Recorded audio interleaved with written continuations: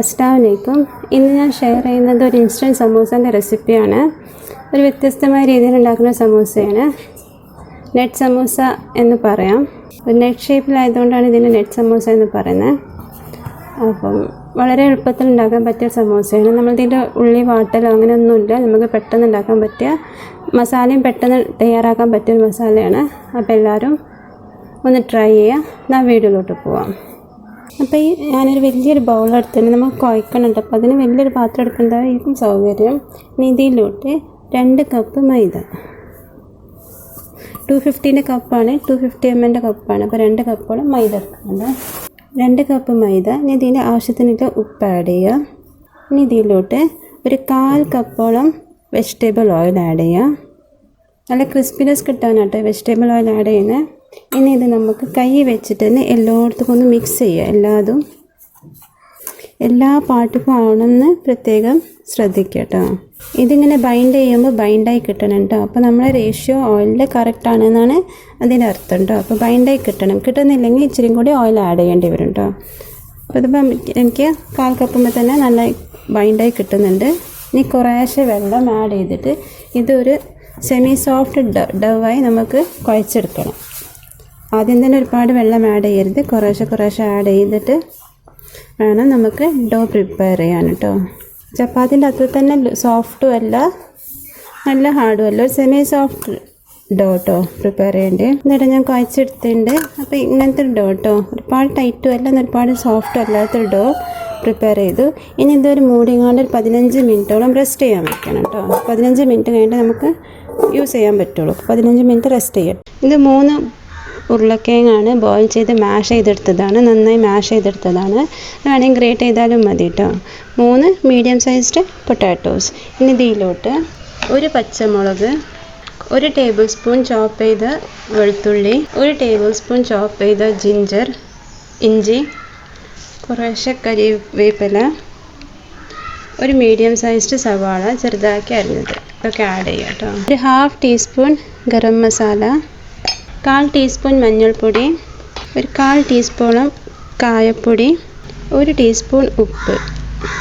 ഇത് നമുക്കിനി കുഴച്ചെടുക്കണം. അപ്പോൾ അതിന് വേണ്ടിയിട്ട് ഞാനിവിടെ 2 ടേബിൾ സ്പൂണോളം അരിപ്പൊടി ആഡ് ചെയ്യുന്നുണ്ട് കേട്ടോ. എന്നിട്ട് ആവശ്യമുണ്ടെങ്കിൽ കുറച്ചും കൂടി പിന്നെ ആഡ് ചെയ്യും. നമുക്ക് കുഴക്കാൻ കഴിയണില്ലെങ്കിൽ പിന്നെ ആഡ് ചെയ്യാം കേട്ടോ. ഇപ്പോൾ അരിപ്പൊടിൻ്റെ പകരം കോൺഫ്ലവറോ മൈദ എന്തെടുക്കാം കേട്ടോ. ഞാനിവിടെ അരിപ്പൊടി യൂസ് ചെയ്തിട്ടാണ് കുഴക്കണത്. ഇതെല്ലാം കൈ വെച്ചിട്ട് തന്നെ ഒന്ന് മിക്സ് ചെയ്ത് ഒന്ന് കുഴച്ചെടുക്കാം. എന്നിട്ട് ഞാൻ കുഴച്ചെടുത്തിട്ടുണ്ട്. അപ്പോൾ ഞാൻ ആദ്യം 2 ടേബിൾ സ്പൂണോളം അരിപ്പൊടി ആഡ് ചെയ്തിട്ടുണ്ടായിരുന്നു.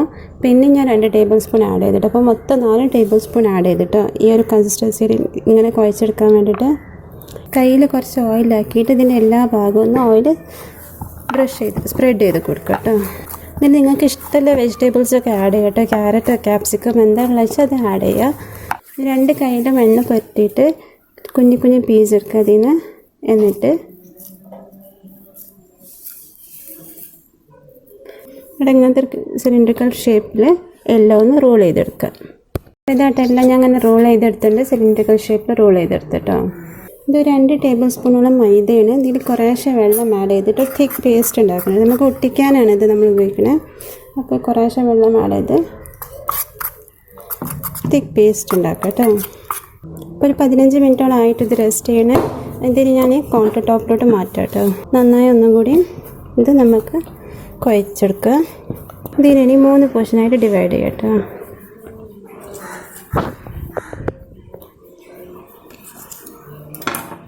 കൈ വെച്ച് നന്നായി ഉരുട്ടിയിട്ട് ഇത് നമുക്കിനി പരത്തിയെടുക്കണം കേട്ടോ. ഇത് റോളർ ഉപയോഗിച്ച് നന്നായി ഒന്ന് പരത്തിയെടുക്കാം കേട്ടോ. ഡസ്റ്റ് ചെയ്യാനൊന്നും ആവശ്യമില്ല. നമ്മളിതിൽ ഓൾറെഡി ഓയിൽ ആഡ് ചെയ്തതുകൊണ്ട് ഇത് ഒട്ടിപ്പിടിക്കൊന്നുമില്ല. നമുക്ക് നേരെ കോൺടോപ്പിൽ വെച്ചിട്ട് നേരെ പരത്താം കേട്ടോ. എന്നിട്ട് ഞാൻ പരത്തിയെടുത്തുകൊണ്ട് കറക്റ്റ് റൗണ്ട് ഷേപ്പ് കിട്ടണം കേട്ടോ. അപ്പോൾ ഞാൻ ജസ്റ്റ് ഒരു പ്ലേറ്റ് വെച്ചിട്ട് 4 പോർഷനായിട്ട് ഡിവൈഡ് ചെയ്യാം.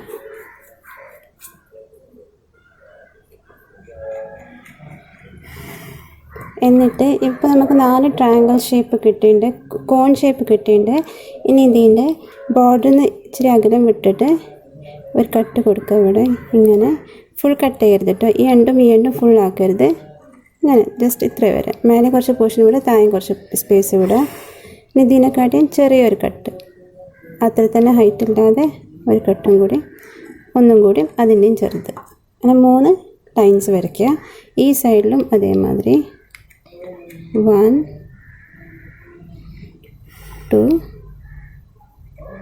3. അപ്പോൾ ഈ എൻഡ്സ് രണ്ടും തമ്മിൽ ടച്ച് ചെയ്യാൻ പാടില്ല കേട്ടോ. ഇവിടെ കട്ട് ചെയ്ത് പോകാൻ പാടില്ല. ഇടയിൽ ഇങ്ങനെ ഇത് കട്ട് ചെയ്യാതെ നിൽക്കണം കേട്ടോ. അപ്പോൾ ഒന്നും കൂടി കാണിക്കുക. 1 2 3. ഈ ഭാഗത്തും 1 2 3. അപ്പോൾ എല്ലാം ഞാൻ കട്ട് ചെയ്തെടുത്തിട്ടോ. എല്ലാ പീസിലും നമ്മൾ മൈദ പേസ്റ്റ് ഇല്ലേ അത് അപ്ലൈ ചെയ്യാം കേട്ടോ. ഓരോ ലെയേഴ്സിലും അപ്ലൈ ചെയ്യണം കേട്ടോ. എല്ലാ ലെയേഴ്സിലും ആവണം അപ്ലൈ ചെയ്യുമ്പോൾ.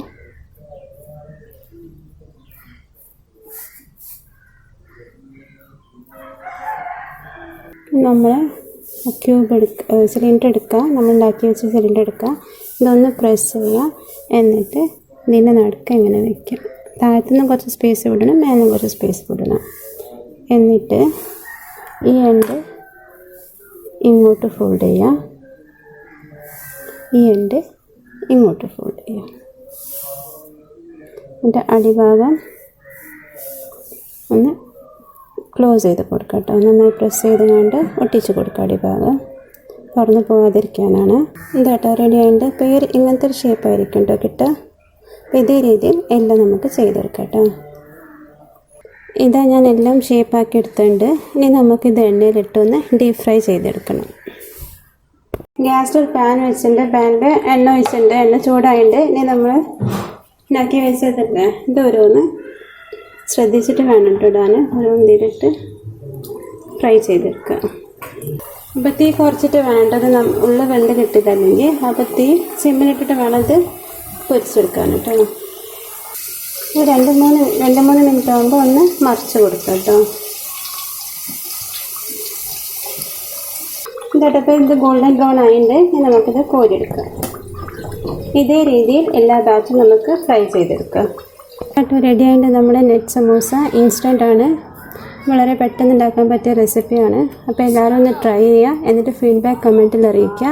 എൻ്റെ ചാനൽ ഇഷ്ടമാവുകയാണെങ്കിൽ ലൈക്ക് ചെയ്യുക, ഷെയർ ചെയ്യുക, സബ്സ്ക്രൈബ് ചെയ്യുക, കൂടെ ബെല്ലൈക്കനും ഒന്ന് അമർത്താം. ഇതിൻ്റെ ക്രിസ്പിനെസ് ഞാനൊന്ന് കാണിച്ചു തരാം കേട്ടോ. നല്ല ക്രിസ്പി ആയിട്ട് നല്ല സൗണ്ടില്ലേ, നല്ല ക്രിസ്പിയായ സമൂസയാണ്. ഒന്ന് കട്ട് ചെയ്ത് കാണിച്ചു തരാം. നല്ല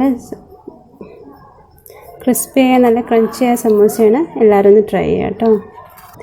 താങ്ക്സ് ഫോർ വാച്ചിങ്.